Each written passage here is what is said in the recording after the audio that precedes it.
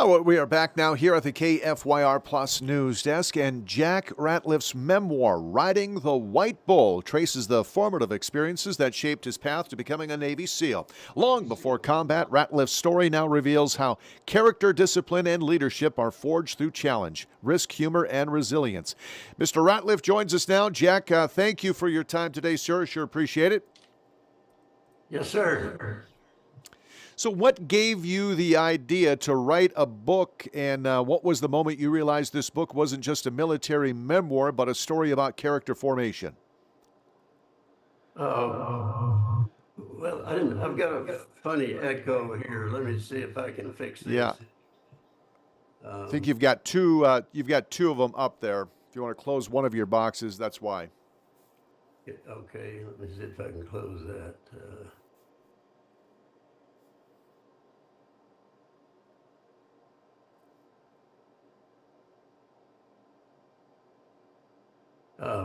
Can you hear me? I can hear you. Can you hear Yep. me?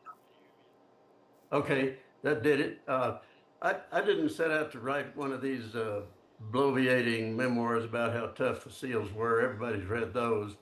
I Mm-hmm. was interested in developing the idea of the line between courage and craziness. I took a lot of risks. I never was a daredevil, but I've taken a lot of risks. And I took some, of course, with the military, but I kind of wanted to examine what's involved in that fine line between courage, doing something brave and something idiotic. And I also wanted to explore what techniques one can use to stay with a really hard challenge like the military, like the SEALs.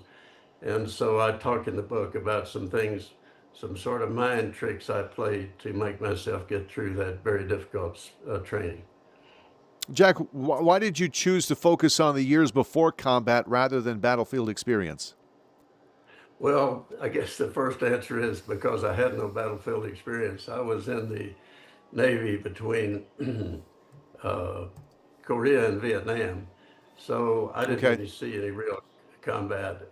But also, I wanted to focus more on the development of character and how that kind of training affects character and stays with you in the rest of your life. Well, the rodeo incident is emotional and a metaphorical centerpiece of your book. What did riding the white Brahma bull teach you that nothing else in your life had? Well, it taught me a couple of things. One is that when you've made a commitment that seems like you've gotten in over your head, it's not a bad idea to do some homework. I've lost your picture. Are you still with me? Yep, yep, yep, still there. Yeah.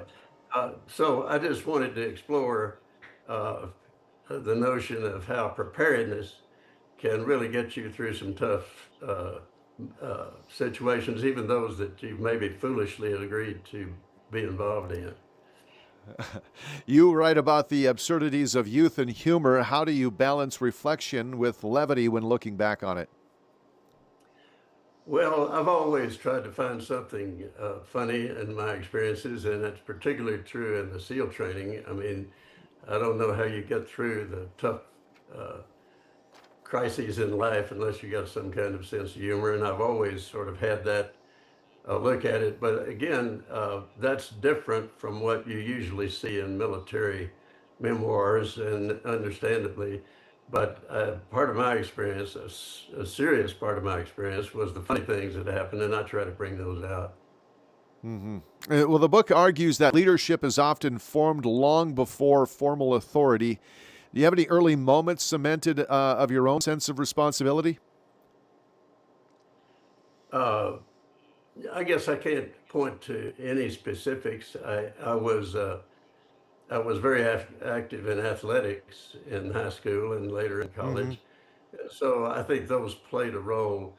But I guess to tell the truth, the challenge of the SEAL training was so dramatically different from anything I'd been in before that I don't know that I brought any life changing experience to that experience. Tell us about writing the book itself.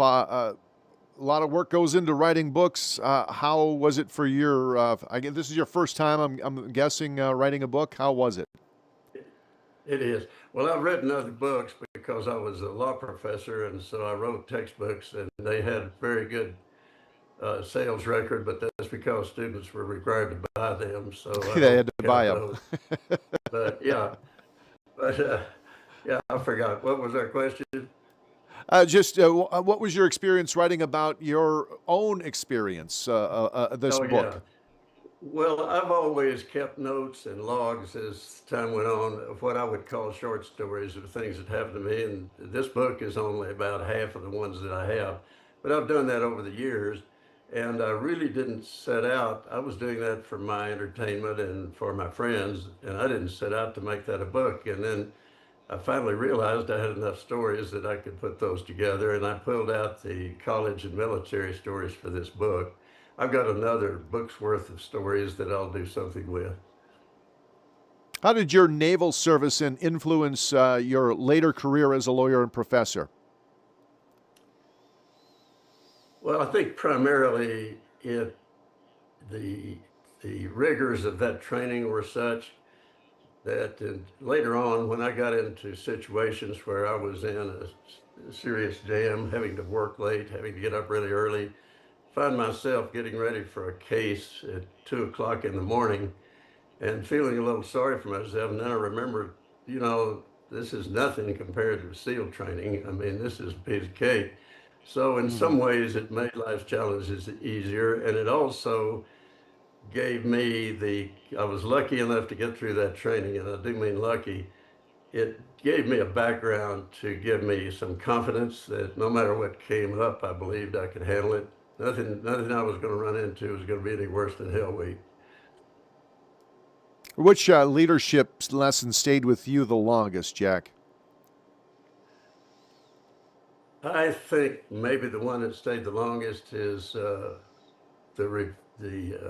resistance to panic when you're in an emergency situation. I've had a couple of those since then, and the the lesson there is if you can make yourself stay cool, which Hmm. is not always easy to do, as we know, but if you can remain cool, you can solve most problems. You can get out of most emergencies. So that's what I learned on shipboard and in the UDT. If you can keep your wits about you, things will usually work out in your favor. But if you lose control, then you're in deep trouble.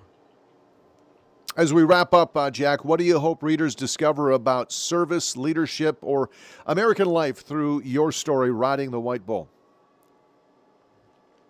Well, this is kind of mundane, but one of my models is Cormac McCarthy. He was a friend of mine, and he has made process interesting at times. He's got about 5 pages on how to trap a wolf.